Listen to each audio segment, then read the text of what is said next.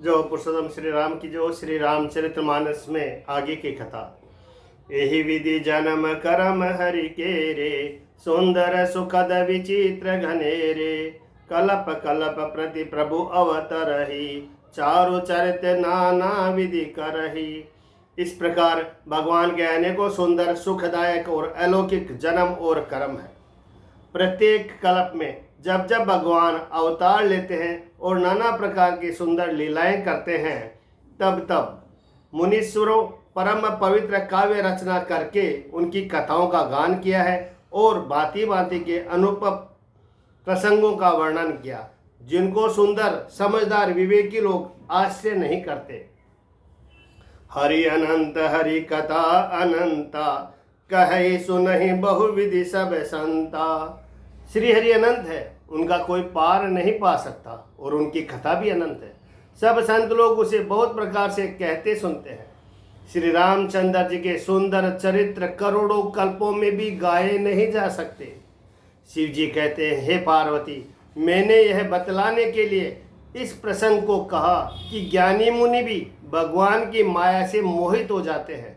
प्रभु कौतुकी है, लीलामय है और शरणागत का हित करने वाले हैं। वे सेवा करने में बहुत सुलभ और सब दुखों के हरने वाले हैं। देवता मनुष्य मुनियों में ऐसा कोई नहीं है जिसे भगवान की महान बलवती माया मोहित न कर दे। मन में ऐसा विचार कर उस महामाया के स्वामी प्रेरक श्री भगवान का भजन करना चाहिए। हे गिरिराज कुमारी, अब भगवान के अवतार का वह दूसरा कारण सुनो। मैं उसकी विचित्र कथा विस्तार करके कहता हूँ, जिस कारण से जन्म रहित निर्गुण और रूप रहित अव्यक्त सच्चिदानंद घन ब्रह्म अयोध्यापुरी के राजा हुए। जिन प्रभु श्री रामचंद्र जी को तुमने भाई लक्ष्मण जी के साथ मुनियों का सा वेश धारण किए वन में फिरते देखा था, और हे भवानी, जिनके चरित्र देखकर सती के शरीर में तुम ऐसी बावली हो गई थी कि अब भी तुम्हारे उस बावलेपन की छाया नहीं मिटती, उन्हीं के ब्रह्म रूपी रोग के हरण करने वाले चरित्र सुनो। उस अवतार में भगवान ने जो जो लीला की है वह सब मैं अपनी बुद्धि के अनुसार तुम्हें कहूँगा। याज्ञवल्क्य जी ने कहा, हे भारद्वाज जी, शंकर जी के वचन सुनकर पार्वती जी सकुचा कर प्रेम सहित मुस्कुराई। फिर वृष केतु शिव जी जिस कारण से भगवान का वह अवतार हुआ था उसका वर्णन करने लगे। हे मुनीश्वर भारद्वाज जी, मैं वह सब तुमसे कहता हूँ, मन लगा कर सुनो।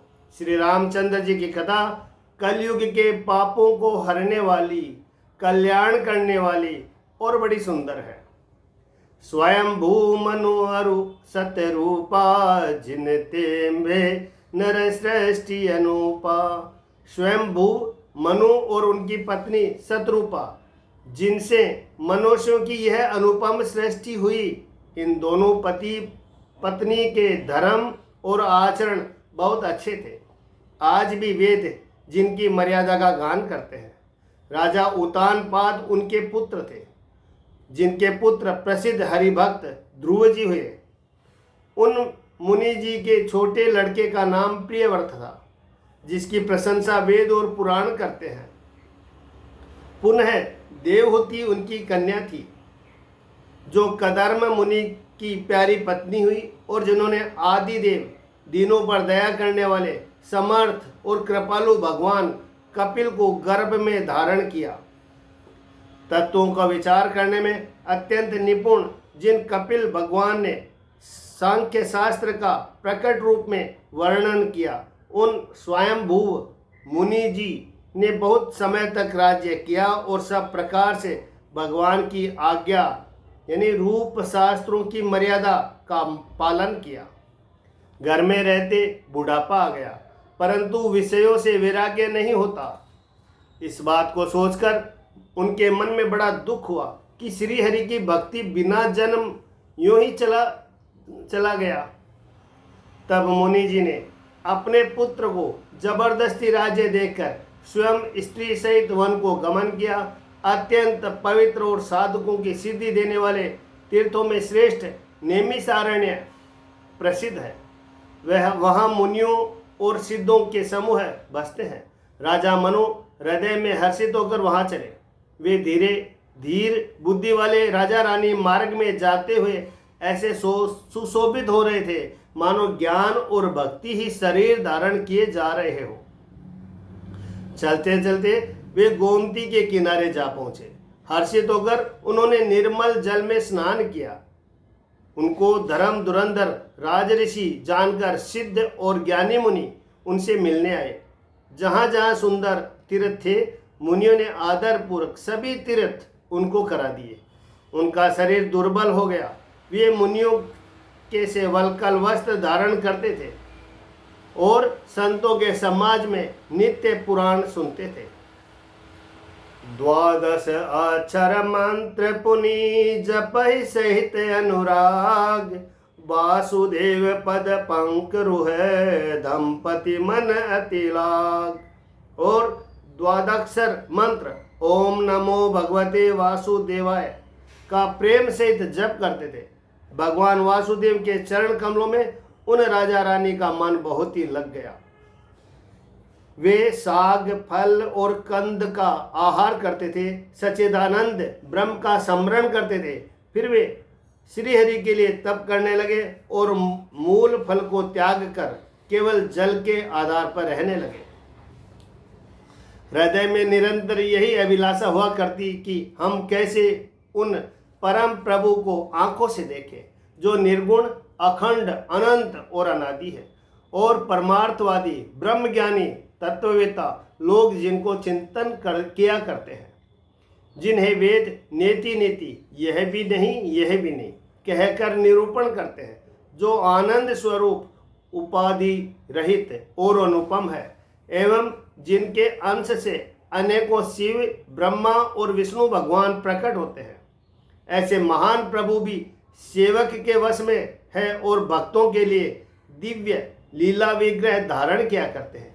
यदि वेदों में यह वचन सत्य कहा है तो हमारी अभिलाषा भी अवश्य पूरी होगी। इस प्रकार जल का आहार करके तप करते 6000 वर्ष बीत गए। फिर 7000 वर्ष वे वायु के आधार पर रहे। 10,000 वर्ष तक उन्होंने वायु का आधार भी छोड़ दिया। दोनों एक पैर से खड़े रहे। उनका अपार तप देखकर ब्रह्मा, विष्णु और शिव जी कई बार मुनि जी के पास आए। उन्होंने इन्हें अनेक प्रकार से ललचाया और कहा कि कुछ वर मांगो, पर ये परम धैर्यवान राजा रानी अपने तप से किसी के डिगाए नहीं डिगे। यद्यपि उनका शरीर हड्डियों का ढांचा मात्र रह गया था, फिर भी उनके मन में जरा भी पीड़ा नहीं थी। सर्वज्ञ प्रभु ने अनन्य गति आश्रय वाले तपस्वी राजा रानी को निज दास जाना। तब परम गंभीर और कृपा रूपी अमृत से सनी हुई आकाशवाणी हुई कि वर मांगो। मृतक जियावन गिरा सुहाई, श्रवण रंग होई उरज आई। मुर्दों को भी जिला देने वाली यह सुंदर वाणी कानों के छेदों से होकर जब हृदय में आई, तब राजा रानी के शरीर ऐसे सुंदर और हष्टपुष्ट हो गए मानो अभी घर से आए हैं। कानों में अमृत के समान लगने वाले वचन सुनते ही उनका शरीर पुलकित और प्रफुल्लित हो गया। तब मुनि जी दंडवत करके बोले, प्रेम हृदय में समाता न था। हे प्रभु सुनिए, आप सेवकों के लिए कल्प वृक्ष और कामधेनु है। आपकी चरण रज की ब्रह्मा, विष्णु और शिव जी भी वंदना करते हैं। आप सेवा करने में सुलभ है तथा सब सुखों के देने वाले हैं। आप शरणागत के रक्षक और जड़ चेतन के स्वामी हैं। हे अनाथों का कल्याण करने वाले, यदि हम लोगों पर आपका स्नेह है तो प्रसन्न होकर यह वर दीजिए कि आपका जो स्वरूप शिव जी के मन में बसता है और जिसकी प्राप्ति के लिए मुनि लोग यत्न करते हैं, जो काकभूषणी के मन रूपी मान सरोवर में विहार करने वाला हंस है, सगुण और निर्गुण कहकर वेद जिसकी प्रशंसा करते हैं। हे शरणागत के दुख मिटाने वाले प्रभु, ऐसी कृपा कीजिए कि हम उसी रूप को नेत्र भर कर देखें। राजा रानी के कोमल विनययुक्त प्रेम रस में पगे हुए वचन भगवान को बहुत ही प्रिय लगे। भक्त वत्सल्य कृपा निदान संपूर्ण विश्व के निवास स्थान या समस्त विश्व में व्यापक सर्वसमर्थ भगवान प्रकट हो गए। नील सरोरुह नील मणि नील नीरधर श्याम लाजय तन शोभा निरखी कोटि कोटि सत्य काम। भगवान के नीले कमल नीलमणि और नील जल युक्त मेघ के समान कोमल प्रकाशमय और सरस श्याम वर्ण चिन्मय शरीर की शोभा देखकर करोड़ों कामदेव भी लज्जा जाते हैं। शरद मयंक बदन छवि शिवा चारु कपोल चिबुक दर ग्रीवा अदर अरुण हृद सुंदर नासा विदु कर निकर विनिंदिक हासा। उनका मुख शरद पूर्णिमा के चंद्रमा के समान छवि की सीमा स्वरूप था। गाल और ठोड़ी बहुत सुंदर थे। गला शंख के समान त्रिरेखा युक्त चढ़ाव उतार वाला था। लाल होठ दांत और नाक अत्यंत सुंदर थे। हंसी चंद्रमा की किरणावली को नीचा दिखाने वाली थी। नेत्रों की छवि नए खिले हुए कमल के समान बड़ी सुंदर थी। मनोहर चित्तवन जी को बहुत प्यारी लगती थी। टेढ़ी भौहें कामदेव के धनुष की शोभा को हरने वाली थी। ललाट पटल पर प्रकाश में तिलक था। कानों में मकराक्रंत मछली के आकार के कुंडल और सिर पर मुकुट सुशोभित था। टेढ़े घुघराले काले बाल ऐसे सघन थे मानो भौरों की झुंड हो। हृदय पर श्रीवत्स सुंदर वनमाला और रतन जड़ित हार और मणियों के आभूषण सुशोभित थे। सिंह की सी गर्दन थी। सुंदर जनेऊ था। भुजाओं में जो गहने थे वे भी सुंदर थे। हाथी की सूंड के समान उतार चढ़ाव वाले सुंदर भुजदंड थे। कमर में तरकस और हाथ में बाण और धनुष शोभा पा रहे थे। स्वर्ण वर्ण का प्रकाश में पीतांबर बिजली को लज्जाने वाला था। पेट पर सुंदर 3 रेखाएं त्रिवेली थी। नाभि ऐसी मनोहर थी मानो यमुना जी के भंवरों की छवि को भी छीन लेती हो, जिनमें मुनियों के मन रूपी भोरे बसते हैं। भगवान के उन चरण कमलों का तो वर्णन ही नहीं किया जा सकता। भगवान के बाएं भाग में सदा अनुकूल रहने वाली शोभा की राशि जगत की मूल कारण रूपा आदि शक्ति श्री जानकी जी भी सुशोभित है, जिनके अंश से गुणों की खान अगणित लक्ष्मी पार्वती ब्रह्माणी त्रिदेवों की शक्तियां उत्पन्न होती है तथा जिनकी बोहे के इशारे से ही जगत की रचना हो जाती है। वही भगवान की स्वरूपा शक्ति श्री सीता जी श्री रामचंद्र जी के बाईं ओर स्थित है। शोभा के समुद्र श्रीहरि के रूप को देखकर मनो सतरूपा नेत्रों के पल के रोके हुए एकटक स्तब्ध रह गए। उस अनुपम रूप को वे आदर सहित देख रहे थे और देखते देखते अगाते भी न थे। आनंद के अधिक वश में हो जाने के कारण उन्हें अपनी देह की शुद्धि भूल गए। वे हाथों से भगवान के चरण पकड़कर दंड की तरह सीधे भूमि पर गिर पड़े। कृपा की राशि प्रभु ने अपने कर कमलों से उनके मस्तक को स्पर्श किया और उन्हें तुरंत ही उठा लिया। फिर कृपा निदान भगवान बोले, मुझे अत्यंत प्रसन्न जानकर और बड़ा भारी दानी मानकर जो मन को भाए वही वर मांग लो। प्रभु के वचन सुनकर दोनों हाथ जोड़कर और धीरज धरकर राजा ने कोमल वाणी कही कि हे नाथ, आपके चरण कमलों को देखकर अब हमारी सारी मन कामनाएं पूरी हो गई। फिर भी मन में एक बड़ी लालसा है। उसका पूरा होना सहज भी है और अत्यंत कठिन भी है। इसी से उसे कहते नहीं बनता। हे स्वामी, आपके लिए तो उसका पूरा करना बहुत सहज है, पर मुझे अपनी दीनता के कारण वह अत्यंत कठिन मालूम होता है। जथा दरिद्र विबुध तरुपाई बहु संपत्ति मांगत सकुचाई तासु प्रभाव जान नहीं सोई तथा हृदय मम संशय होई। जैसे कोई दरिद्र कल्प वृक्ष को पाकर भी अधिक द्रव्य मांगने में संकोच करता है, क्योंकि वह उसके प्रभाव को नहीं जानता, वैसे ही मेरे हृदय में संशय हो रहा है। हे स्वामी, आप अंतर्यामी है, इसीलिए उसे जानते ही है। मेरा वह मनोरथ पूरा कीजिए। भगवान ने कहा, हे राजन, संकोच छोड़कर मुझसे मांगो। तुम्हें न दे सकूं ऐसा मेरे पास कुछ भी नहीं है। राजा ने कहा, हे दानियों के शिरोमणि, हे कृपा निदान, हे नाथ, मैं अपने मन का सच्चा भाव कहता हूँ कि मैं आपके समान पुत्र चाहता हूँ। प्रभु से भला क्या छिपाना। राजा की प्रीति देखकर और उनके अमूल्य वचन सुनकर करुणा निदान भगवान बोले, ऐसा ही हो हे राजन, मैं अपने समान दूसरा कहाँ जाकर खोजूं, अतः स्वयं ही आकर तुम्हारा पुत्र बनूंगा।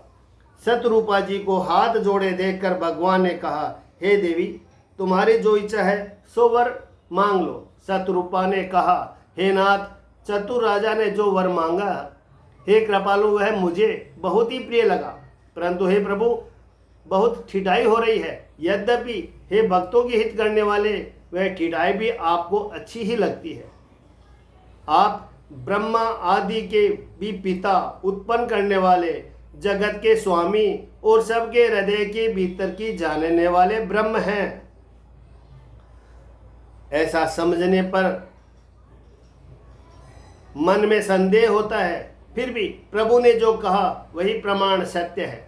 मैं तो यही मांगती हूँ कि हे नाथ, जे निज भगत नाथ तब अहि, जो सुख पावहि जो गति लहहि। हे नाथ, आपके जो निज जन है, वे जो अलौकिक अखंड सुख पाते हैं और जिस परम गति को प्राप्त होते हैं, सोई सुख सोई गति सोई भगति, सोई निज चरण सनेहु, सोई विवेक सोई रहनि प्रभु, हम ही कृपा करि देहु।